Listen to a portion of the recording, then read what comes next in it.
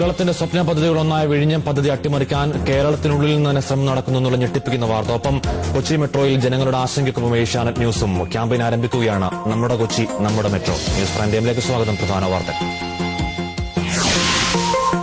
വിഴിഞ്ഞം പദ്ധതി അട്ടിമറിക്കാൻ ഉന്നതതല നീക്കം. പിന്നിൽ റിസോർട്ട് ലോബി. പരാതിയെ തുടർന്ന് ഇന്റർനാഷണൽ ഫിനാൻസ് കോർപ്പറേഷന്റെ ഓംബുഡ്സ്മാൻ അടുത്ത ദിവസം കേരളത്തിൽ.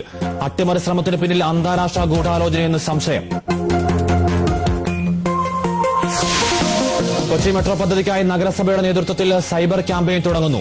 പദ്ധതി DMRC ഏറ്റെടുക്കണമെന്ന് കൊച്ചി മേയർ. വിവാദങ്ങളിൽപ്പെട്ട് വൈകുന്ന കൊച്ചി മെട്രോയിൽ ജനങ്ങൾക്കൊപ്പം ഏഷ്യാനെറ്റ് ന്യൂസും. കൊച്ചി മെട്രോയുടെ കാര്യത്തിൽ സംഭവിക്കുന്നതെന്ത്? ഏഷ്യാനെറ്റ് ന്യൂസ് അന്വേഷിക്കുന്നു. നമ്മുടെ കൊച്ചി നമ്മുടെ മെട്രോ. വീണ്ടും യാത്രക്കാരെ കഷ്ടപ്പെടുത്തി എയർ ഇന്ത്യ. ദമാമിൽ നിന്ന് കൊച്ചിയിലേക്കുള്ള വിമാനം കരിപ്പൂരിൽ യാത്ര അവസാനിപ്പിച്ചു. യാത്രക്കാർ പ്രതിഷേധിച്ചു. റോഡ് മാർഗം കൊച്ചിയിലെത്തിക്കാൻ ധാരണ. ഇന്ന് അറഫ സംഗമം. തീർത്ഥാടകർ അറഫയിലേക്ക് നീങ്ങുന്നു. വൈകിട്ട് ഹാജിമാർ മുസ്ദലിഫയിലേക്ക് പോകും. മുൻ CPM MLA MM മോനായുടെ നേതൃത്വത്തിൽ തുടങ്ങിയ മിത്ര മെഗാമാർട്ട് അടച്ചുപൂട്ടുന്നു. 8 കോടിയിലധികം രൂപ കടം. രക്ഷിച്ചെടുക്കാൻ ബുദ്ധിമുട്ടാണെന്ന് മോനായി. ചാമ്പ്യൻസ് ലീഗ് 2020 സെമി പോരാട്ടങ്ങൾ ഇന്ന് തുടങ്ങും. ആദ്യ സെമിയിൽ ഡൽഹി ഡെയർഡെവിൾസ് ഹൈവെയിൽ ലയൺസിനെ നേരിടും. മത്സരം രാത്രി 9 മണിക്ക് ഡർബനിൽ.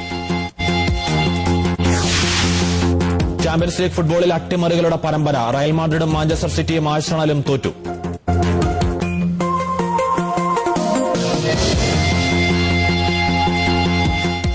വിഴിഞ്ഞം തുറമുഖ പദ്ധതി അട്ടിമറിക്കാൻ റിസോർട്ട് ലോബി രംഗത്ത്.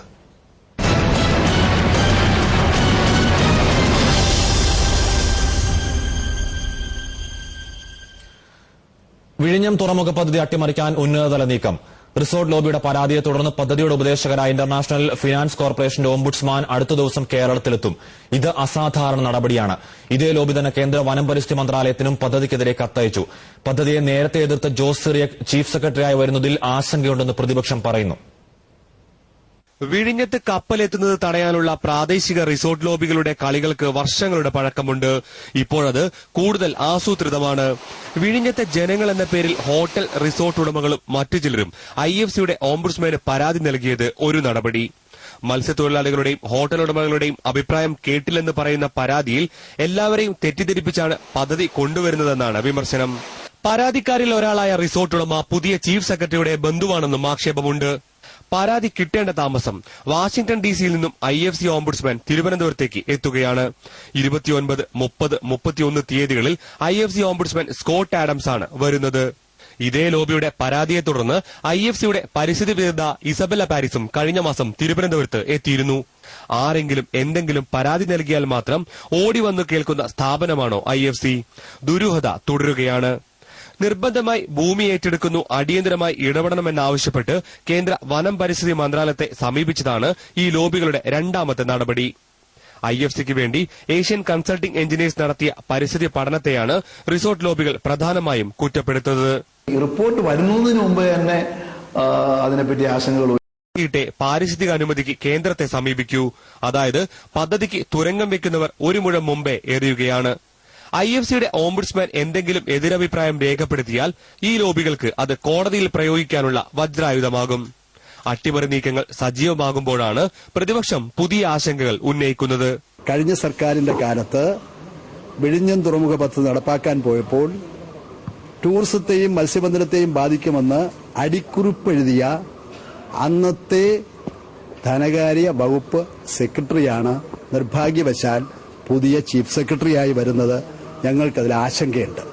ഉദ്യോഗസ്ഥർ ഉൾപ്പെട്ട ഉന്നത ഗൂഢാലോചനയിൽപ്പെട്ട് പാളം തെറ്റിക്കിടക്കുന്ന കൊച്ചി മെട്രോയുടെ ഗതിയിലേക്കാണോ മറ്റൊരു സ്വപ്ന പദ്ധതിയായ വിഴിഞ്ഞവും നീങ്ങുന്നത്? KG Kamalesh, Asianet news, Thiruvananthapuram. KG Kamalesh ചേരുന്ന വിവരങ്ങളുമായി. കമലേഷ്, ഏഷ്യൻ കൺസൾട്ടിംഗ് എഞ്ചിനീയേഴ്സും INT റാംബോളും പരിസ്ഥിതി പഠനങ്ങൾ പൂർത്തിയാക്കി റിപ്പോർട്ട് സമർപ്പിക്കാൻ ഒരുപക്ഷെ ആഴ്ചകൾ മാത്രം ബാക്കി നിൽക്കുമ്പോഴാണ് ഇത്തരത്തിലൊരു പരാതി. പരാതിയുടെ പിന്നിൽ ആരാണ്? പരാതിക്കാരുടെ പരാതികൾ എന്തൊക്കെയാണ്? തീർച്ചയായും റിസോർട്ട് ലോബി IFCക്ക് നൽകിയ പരാതിയുടെ പകർപ്പാണ് ഇപ്പോൾ എന്റെ കൈവശമുള്ളത്. ഹാഷ്മി സൂചിപ്പിച്ച പോലെ വിഴിഞ്ഞം പദ്ധതിക്ക് കേന്ദ്ര വനം പരിസ്ഥിതി മന്ത്രാലയത്തിന്റെ അനുമതി കിട്ടുക എന്നുള്ളതാണ് ഏറ്റവും പ്രധാനപ്പെട്ട കടമ്പ. അതിനുള്ള നടപടിക്രമങ്ങൾ വിഴിഞ്ഞം സീപോർട്ട് ലിമിറ്റഡും കേരള സർക്കാരും നടത്തിക്കൊണ്ടിരിക്കുകയാണ്. പരിസ്ഥിതി പഠനം, സാമൂഹ്യ പഠനം എല്ലാം തന്നെ പൂർത്തിയായി കഴിഞ്ഞു. റിപ്പോർട്ട് അന്തിമ ഘട്ടത്തിലാണ്. റിപ്പോർട്ട് തയ്യാറാക്കിയ ശേഷം ജനങ്ങളിൽ നിന്നും തെളിവെടുപ്പ് നടത്തിയ ശേഷമാണ് അനുമതിക്കായി സമർപ്പിക്കുക. ഇത്തരത്തിലുള്ള നടപടികൾ ഒരു വശത്ത് നടക്കുമ്പോഴാണ് അതിശക്തമായ ഗൂഢാലോചനകളും കുൽസിത ശ്രമങ്ങളും മറുവശത്ത് നടക്കുന്നത്. വിഴിഞ്ഞം, വി ദ പീപ്പിൾ ഓഫ് വിഴിഞ്ഞത്തെ ജനങ്ങൾ എന്ന പേരിൽ തന്നെയാണ് റിസോർട്ട് ഉടമകൾ ഇന്റർനാഷണൽ ഫിനാൻസ് കോർപ്പറേഷന് കത്തയച്ചിരിക്കുന്നത് എന്നുള്ളതാണ് ഏറ്റവും ശ്രദ്ധേയമായ കാര്യം. ഇതേ ലോബി തന്നെ നേരത്തെ IFCക്ക് നേരിട്ടും കത്തയച്ചിരുന്നു. ശ്രദ്ധിക്കേണ്ട കാര്യം, വിഴിഞ്ഞത്തെ ജനങ്ങൾ എന്ന പേരിൽ കത്തയക്കുന്നു. അത് തന്നെ അസാധാരണമായ നടപടി. കത്തയക്കുമ്പോൾ തന്നെ ആരെങ്കിലും കത്തയച്ച് തന്നെ ഓടി വന്ന് പരാതി കേൾക്കുന്ന സ്ഥാപനമാണോ IFC എന്നുള്ള കാര്യത്തിലും സംശയമാണ്. ഇതാണ് ഗൂഢാലോചനയുടെ കാര്യം, അത്തരത്തിലുള്ള വസ്തുതകൾ ഒന്നുകൂടി ബലപ്പെടുത്തുന്നത്. അതോടൊപ്പം തന്നെ ഈ കത്തയച്ച റിസോർട്ട് ലോബിയിൽ ഒരാൾ പുതിയ ചീഫ് സെക്രട്ടറിയുടെ ബന്ധുവാണെന്നുള്ളതാണ് ഏറ്റവും ശ്രദ്ധേയമായ കാര്യം. അത്തരത്തിലുള്ള ആക്ഷേപം ഇപ്പോൾ തന്നെ പ്രതിപക്ഷം ഉന്നയിച്ചു കഴിഞ്ഞു. നിയുക്ത ചീഫ് സെക്രട്ടറി വരുന്നതിൽ തന്നെ സംശയവും മുൻ മന്ത്രി വിജയകുമാർ ഉൾപ്പെടെയുള്ളവർ പ്രകടിപ്പിച്ചു കഴിഞ്ഞു. ഈ രീതിയിൽ ഒരു വശത്ത് പദ്ധതിക്കായുള്ള വളരെ ശ്രമപ്പെട്ട ശ്രമങ്ങൾ സർക്കാരും മറ്റും നടത്തുമ്പോൾ തന്നെ അത് അട്ടിമറിക്കാനുള്ള വലിയ ശ്രമങ്ങൾ കമലേഷ്, മുൻ മന്ത്രി ശ്രീ എം വിജയകുമാർ തിരികെയാണ്. ശ്രീ എം വിജയകുമാർ, ഏതോ ഒരു പ്രത്യേക താൽപര്യക്കാർ അയച്ച പരാതിയുടെ പേരിൽ IFC പ്രതിനിധികൾ കേരളത്തിൽ എത്തിയിരിക്കുന്നു. IFCയുടെ ഓംബുഡ്സ്മാൻ വരാൻ പോകുന്നു. ആര് കത്തയച്ചാലും വരാൻ തക്ക പ്രശ്നമുണ്ട്. ഓംബുഡ്സ്മാൻ ഇവിടേക്ക് എത്തുമ്പോഴേക്ക് തീർച്ചയായും ഇതിന്റെ ഗൂഢാലോചനയുടെ ആഴം വലുതാണെന്ന് വ്യക്തമാവുന്നില്ലേ ശ്രീ എം വിജയകുമാർ? വിഴിഞ്ഞം പദ്ധതി യാഥാർത്ഥ്യമാകുവാൻ പോകുന്നു എന്നുള്ള പ്രതീക്ഷയാണ് നമുക്ക് എല്ലാവർക്കും ഉണ്ടായിരുന്നതെങ്കിൽ ഇന്നിപ്പോൾ ആ പദ്ധതിയെ ആസൂത്രിതമായ ഒരു ഗൂഢാലോചനയിൽ കൂടി തകർക്കാൻ വേണ്ടിയാണ് ശ്രമിക്കുന്നത്. അത് വെറും കേട്ടുകേഴ്വിയല്ല. ഇത്രയും നാളുകളായിട്ട് ഉയർന്നു വരാത്ത ചില പുതിയ പ്രശ്നങ്ങൾ, വിഴിഞ്ഞത്തെ തുറമുഖത്തെ സംബന്ധിച്ചുള്ള പഠനം ഏറ്റവും ഒടുവിൽ നടത്തിയത് ഇന്റർനാഷണൽ ഫിനാൻസ് കോർപ്പറേഷനാണ്, IFC ആണ്. IFCയുടെ പഠനം പൂർണ്ണമല്ല.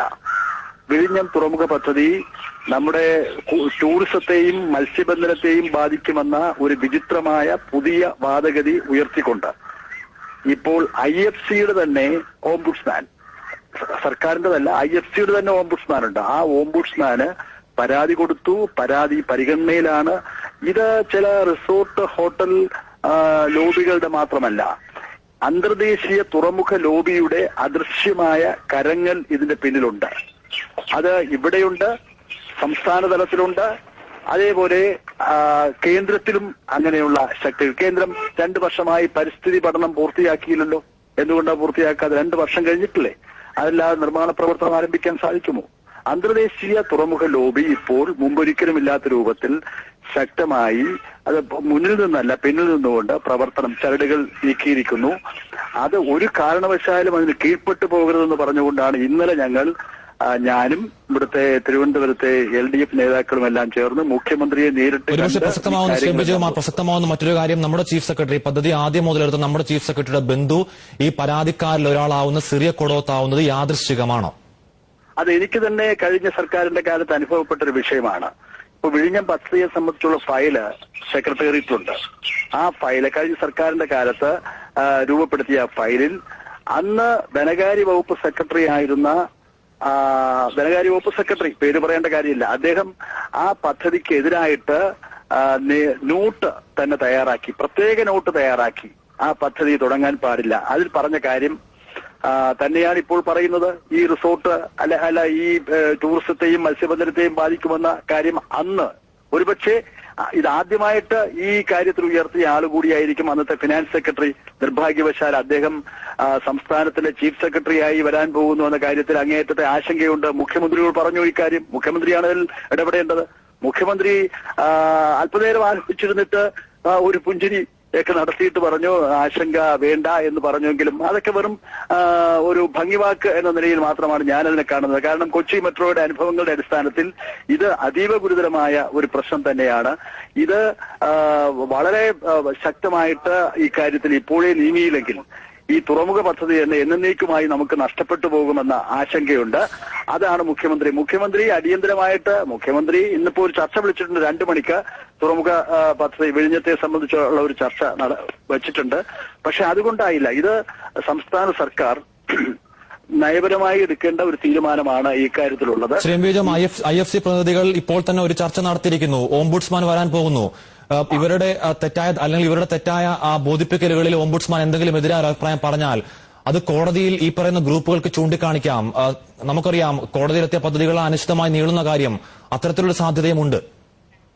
അത് സ്വാഭാവികമാണ്. ഈ ഓംബുഡ്സ്മാൻ എന്നൊക്കെ പറയുന്നത് നമുക്കറിയാമല്ലോ, അവരെയൊക്കെ ഏതെങ്കിലും രൂപത്തിൽ സ്വാധീനിക്കാൻ യാതൊരു ബുദ്ധിമുട്ടും ആർക്കും ഉണ്ടാവില്ല.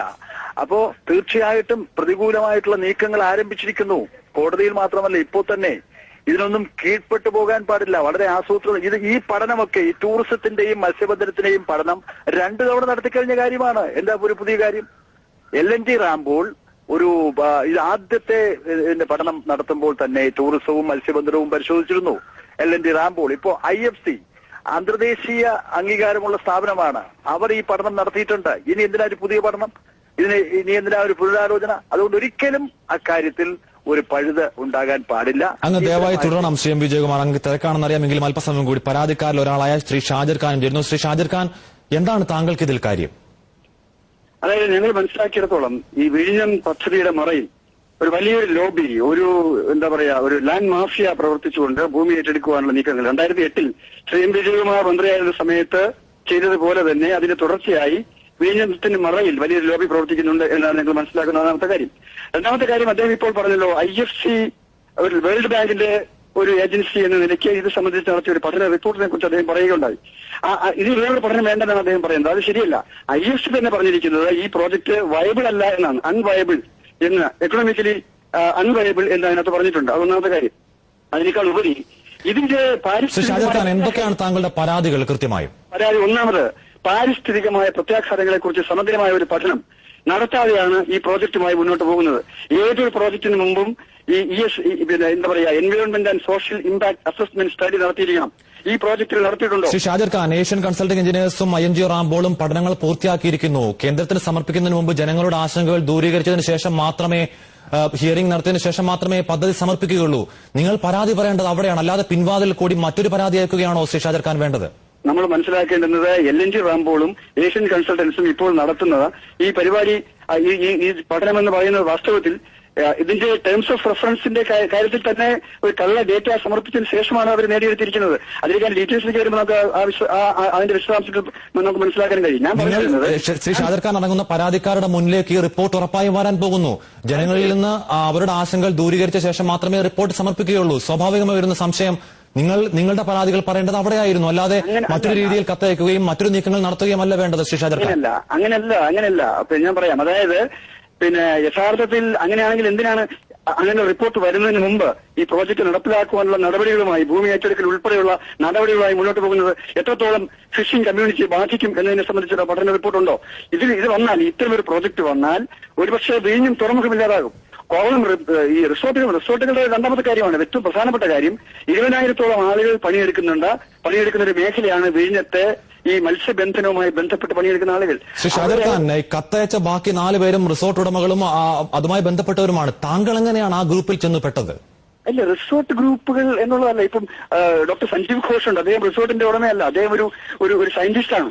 അപ്പൊ സ്വാഭാവികമായും സയന്റിഫിക് കമ്മ്യൂണിറ്റി ഇതിനകത്ത് വളരെ ഏറെ ആശങ്കകൾ മുന്നോട്ട് വെച്ചിട്ടുണ്ട്. എന്തുകൊണ്ട് നമ്മൾ ആശങ്കകൾ പരിഗണിക്കാതെ അതിനെ സംബന്ധിച്ച് 30 വർഷമായി ശ്രീ ഷാജിർ ഖാൻ വിഴിഞ്ഞം തുറമുഖ പദ്ധതിയെ പറ്റി പറഞ്ഞു കേട്ട സർസിപ്പിയുടെ കാലം മുതൽ കേട്ടതാണ് വിഴിഞ്ഞം തുറമുഖ പദ്ധതി. ഇപ്പോഴാണോ നിങ്ങൾക്ക് ഈ ആശങ്കകളൊക്കെ ഉണ്ടാവുന്നത്? അല്ലല്ലോ. 2008 ഞാൻ നേരത്തെ സൂചിപ്പിച്ചല്ലോ, 2008 ഈ പ്രോജക്റ്റുമായി ബന്ധപ്പെട്ട കാര്യങ്ങൾ തുടങ്ങുന്ന സമയത്ത് അന്ന് 10,000-കണക്കിന് ആളുകളെ കുടിയൊഴിപ്പിക്കാൻ, അന്നും ലാൻഡ് മാഫിയാണ് പ്രവർത്തിച്ചിരുന്നത്, അറിയാമല്ലോ. അന്ന് ഈ 10,000-കണക്കിന് ആളുകളെ കുടിയൊഴിപ്പിച്ചുകൊണ്ട് ഭൂമി ഏറ്റെടുക്കാൻ വേണ്ടി അന്ന് കിറ്റ്കോ എന്ന് പറയുന്ന ഒരു ഏജൻസിയെ ഏൽപ്പിച്ചുകൊണ്ട് അന്ന് LDF ഗവൺമെന്റ് നടത്തിയ പഠന റിപ്പോർട്ടിന്റെ അശാസ്ത്രീയതയും ജനവിരുദ്ധതയും ചൂണ്ടിക്കാണിച്ചുകൊണ്ടാണ് അന്ന് വലിയൊരു പ്രക്ഷോഭം ഉണ്ടാവുകയും അവസാനം പ്രോജക്ട് തൽക്കാലത്തേക്ക് മടങ്ങുകയും ചെയ്തത്. ഞങ്ങൾ പ്രോജക്ട് വേണോ വേണ്ടയോ എന്നതിനെ കുറിച്ചല്ല പറയുന്നത്. അതിന്റെ ഫീസിബിലിറ്റിയെ സംബന്ധിച്ച്, അതിന്റെ ജനപക്ഷത്ത് നിന്നുകൊണ്ട് ആ പ്രശ്നങ്ങളെ സംബന്ധിക്കുന്ന സമഗ്രമായ ഒരു പഠനം. ദയവായി തുടരണം ഷാജിർ ഖാൻ, ദയവായി തുടരണം. KG കമലേഷ് തുടർന്ന്. കമലേഷ്, ഇതൊക്കെയാണ് ഇവരുടെ പരാതികൾ. ഷാജിർ ഖാൻ പറയുന്ന കാര്യങ്ങൾ, ഈ വിഷയം പരിസ്ഥിതി പഠനം, സാമൂഹിക പഠനം, അവിടുത്തെ ജനങ്ങളുടെ ജീവിതാവസ്ഥയിൽ ഉണ്ടാകുന്ന മാറ്റങ്ങൾ, ഈ തുറമുഖ പദ്ധതി വന്നാൽ മത്സ്യമേഖലയിൽ എന്തൊക്കെ മാറ്റങ്ങൾ ഉണ്ടാകും, ഇതേക്കുറിച്ചൊക്കെ തന്നെ വിശദമായ പഠനം തന്നെയാണ്, ഒരു വർഷം നീണ്ടുനിന്ന പഠനം തന്നെയാണ് LNT റാംബോളും ഏഷ്യൻ കൺസൾട്ടിംഗ് എഞ്ചിനീയേഴ്സും നടത്തിയത്. ഈ റിപ്പോർട്ട് ഇനി പൊതുജനങ്ങൾക്കായി സമർപ്പിക്കുന്നുണ്ട്. പൊതുജനങ്ങളിൽ നിന്നും ഹിയറിംഗ് നടത്തുന്നു, തെളിവെടുപ്പ് നടത്തുന്നു. അതിനുശേഷം മാത്രമേ ഇതിനുള്ള പാരിസ്ഥിതിക അനുമതിക്കായി കേന്ദ്രത്തെ